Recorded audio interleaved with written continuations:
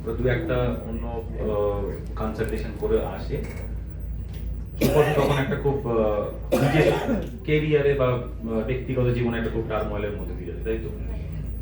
তো সেটা অন্য ব্যাপার। তখন যখন আসে তখন স্বাভাবিকভাবে একটা ব্যক্তিগত জীবনে একটা টার্ময়েল চলছে, সেখানে একটা ফিনান্সিয়াল একটা ক্রাঞ্চ হতে পারে এরকম একটা আশঙ্কা, তার মধ্যে হঠাৎ করে একটা বড় একটা রোগ, এবং সেই রোগটা সবাই ভাবছে যে ক্যান্সার হতে পারে, কারণ কিডনি টিউমারের ক্ষেত্রে যতক্ষণ আমরা বায়োপসি করছি ততক্ষণ জানতে পারি না। তো সেক্ষেত্রে কিন্তু আশঙ্কা করছি ক্যান্সার, সেই হিসেবে ট্রিটমেন্টটা করা হলো এবং ক্যান্সার এলো। ফর্চুনেটলি ও ক্যান্সার কিওর হয়ে গেল এবং ও নর্মাল লাইফ লিড করছে, ফলো আপে রেগুলার আছে, যেটা আগে ওরা সবাই বাকিরাও আমরা মানবো এবং বলিও যে এই ফলো আপটা কিন্তু খুব জরুরি, যে কোনো সময়তে ওই ছেড়ে দেওয়া যাবে না। রোগটা এমনই যে হয়তো 3 বছর 5 বছর 10 বছর পরেও ফিরে আসতে পারে, ওই জন্য লেগে থাকাটা বড্ড জরুরি, এবং সেই জন্য আমরা যেভাবে বলি সেইভাবে যেন রোগী এবং তার পরিজনরা ফলো করে, সেটা কিন্তু খুব একটা ইম্পর্টেন্ট ব্যাপার। সেই দিক থেকে ওদের কোনো জড়ি নেই। মানে অনেক সময় এরকম হয় যে আমি যোগাযোগ করতে পারছি না বা কিছু, ওরা কিন্তু রেগুলার বেসিসে ওটাকে মেনটেন করে, ফলো করে, এবং তার জন্য সেই সুফলটা ওরা পাচ্ছে। এবং সিরিয়াস জেম অফ পার্সন সব কিছু খবর রাখে এবং সব কিছু সময় মতো ঠিকভাবে মেনটেন করে চলে। Thank you. আমি একটা সত্য কথা বলতে চাই অ্যাবাউট ডক্টর বাস্তব ঘোষ। লাইক আমাদের মানে আমার হাজবেন্ডের যখন এটা ডিটেক্ট হয়েছিল, আমার একটা ভীষণ ক্লোজ ফ্যামিলি মেম্বারের থ্রু দিয়ে ওনার কাছে এসেছিলাম, বাট ওনার কাছে আসার আগে আমরা অনেক জায়গায় গিয়েছিলাম যেখানে সেম জিনিসই বলেছিল, বাট মানে যেহেতু আমার হাজবেন্ড তখন 41 ইয়ার্স ছিল, তো আমরা সেই কনফিডেন্সটা পাচ্ছিলাম না সামহাও কোথাও গিয়ে। ফাইনালি যখন ওনার কাছে এলাম, আই স্টিল রিমেম্বার দোজ ওয়ার্ডস। উনি আমাকে বলেছিল লাইক আমার শ্বশুরবাড়ি far away from near Belgharia, ওখান থেকে এটা অনেকটা দূর ছিল, আর স্যার এখানে ছাড়া ওটি করেন না। সো সবাই বলেছিল এত দূরে, তো উনি আমাকে একটা ওয়ার্ড বলেছিল, সেন্টেন্স, আমি তো আছি। So those words meant a lot for us. Like till date আমাদের কোনো সমস্যা হলে, মানে ওনাকে যদি আমি কোনো হোয়াটসঅ্যাপ করি, আমার হাজব্যান্ড মুম্বাইতে থাকে, হি অলওয়েজ রিপ্লাইজ। অ্যান্ড এটাই মানে সবাই মানে সবসময় আমরা এক্সপেক্ট করছি না উনি রিপ্লাই করবে, but maybe after 2 days or 3 days উনি রিপ্লাই করেন। তো সেটাই আমাদের কাছে মনে হয় সব থেকে বড় পাওনা, যে ডাক্তারবাবু যদি এত ইউজার মানে এতটাই ভালো হন, তাহলে অফকোর্স পেশেন্ট তো ভালো থাকবেই। আর my husband is really doing very good, very well in Mumbai. কোনো অসুবিধা হলেই ওনাকে আমরা জানাই। So that's all, thank you. Online join করেছেন আমাদের সাথে, উনি আসতে পারেননি, তো I would request doctor Shubhayu to please introduce him. He is mister Ananta Mohan Mishra. উনি আসতে পারেননি। সো ওয়াইফকে মনে করি ওনার ওয়াইফের ডাক্তার হওয়া উচিত। আনন্দবাবু, আমি বলছি আপনার ওয়াইফের মনে হয় ডাক্তার হওয়া উচিত ছিল, নেক্সট জন্মে উনি হবেন। কিন্তু the beautiful thing about Ananda Babu is he's never lost hope, and you can see operational for ileostomy for whatever he has fought, and he's tumor free, cancer free, আর অসাধারণ মনের জন্য ওনার এবং ওনার ওয়াইফের। তো আপনি আপনার গল্পটা একটু বলে দিন অনন্ত বাবু। হ্যালো, আমার কথা শোনা যাচ্ছে? শোনা যাচ্ছে। হ্যাঁ, সবাইকে আমার নমস্কার। আমি বাড়ি থেকে কথা বলছি। আপনাদের এই অনুষ্ঠানের জন্য আমার প্রচুর প্রচুর শুভেচ্ছা রইল। বিশেষ করে মণিপাল এই ধরনের যে একটা ইনিশিয়েটিভ নিচ্ছে, এটা আমি বিভিন্ন সোশ্যাল মিডিয়াতেও আজকাল দেখছি এবং আমার নিজের ক্ষেত্রেও ঘটছে।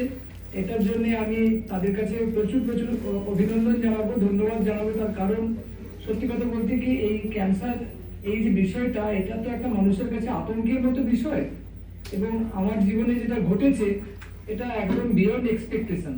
এবং ঠিক সেই সময় ঠিক ধূমকেতুর মতো একদম আবির্ভাব মণিপাল হাসপাতাল এবং বিশেষ করে ডক্টর শুভায়ু ব্যানার্জি, তিনি আমার কাছে একদম ভগবান তুল্য। সত্যি কথা বলতে কি, আমি ওনার যদি সাহায্য না পেতাম বা ওনার যদি আমি এই চিকিৎসা না পেতাম, আমি এইভাবে রিকভার করতে পারতাম না। সেই দিক থেকে আমি খুব লাকি। গত মে মাসে আমার একটা খুব মেজর সার্জিক্যাল অপারেশন হয়েছে এবং আমি তখন ক্যান্সার পেশেন্ট ছিলাম। সেই সময় ডক্টর ব্যানার্জি আমাকে প্রচুর সাপোর্ট দিয়েছেন, মেন্টালি, ফিজিক্যালি, সব দিক থেকে। এবং আমার পরিবার সেই সময় প্রায় ভেসে গিয়েছিল। উনি ওনার খুব মিষ্টি হাসি দিয়ে এবং খুব হাসির ছলে, খুব হালকাভাবে তিনি যেভাবে আমাদের হ্যান্ডেল করেছেন এবং আমাদের যেভাবে মনোবল বাড়িয়েছেন এবং তারপর এইভাবে একটা কঠিন চিকিৎসা করে আমাকে সুস্থ করেছেন, এটার জন্য আমার পরিবার ওনার কাছে খুব ঋণী।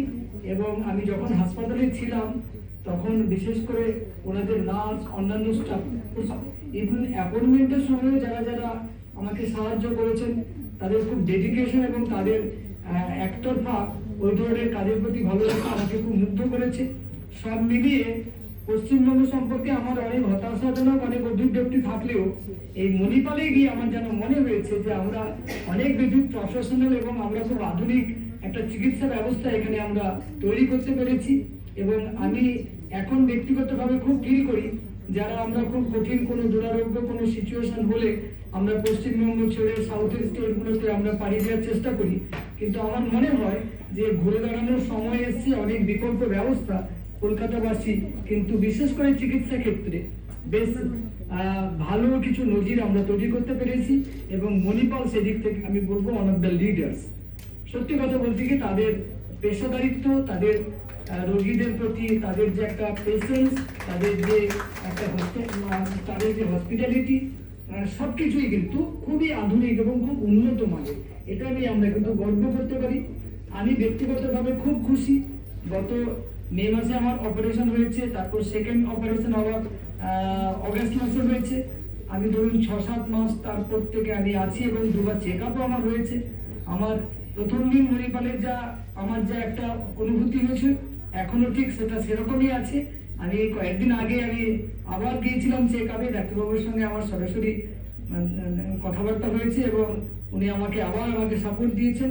সব মিলিয়ে আমি বলবো যে এটা অসাধারণ।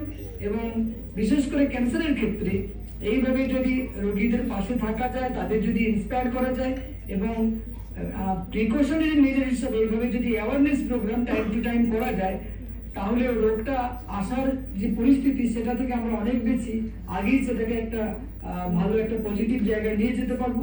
অর্থাৎ প্রিকশনারি মেজার হিসাবে এই অ্যাওয়ারনেস প্রোগ্রাম এবং যাদের এটা হয়েছে বা যারা ফলো আপ আছে বা যারা ফলো আপ স্টেজে আছে তাদের জন্য এই ধরনের প্রোগ্রাম শুধু পেশেন্টের মনোবল বাড়াবে না, তাদের পরিবারের দিক থেকেও প্রত্যেককে কিন্তু অনেক ইতিবাচক একটা মানসিকতা, একটা মনোবল যোগাবে, যেটা এই ধরনের একটা ড্রেডফুল একটা ডিজিজ নিয়ে কমব্যাট করার যে একটা প্রচন্ড একটা সিচুয়েশন তৈরি হয়েছে, সেই জায়গা থেকে আমরা বেরিয়ে আসতে পারবো।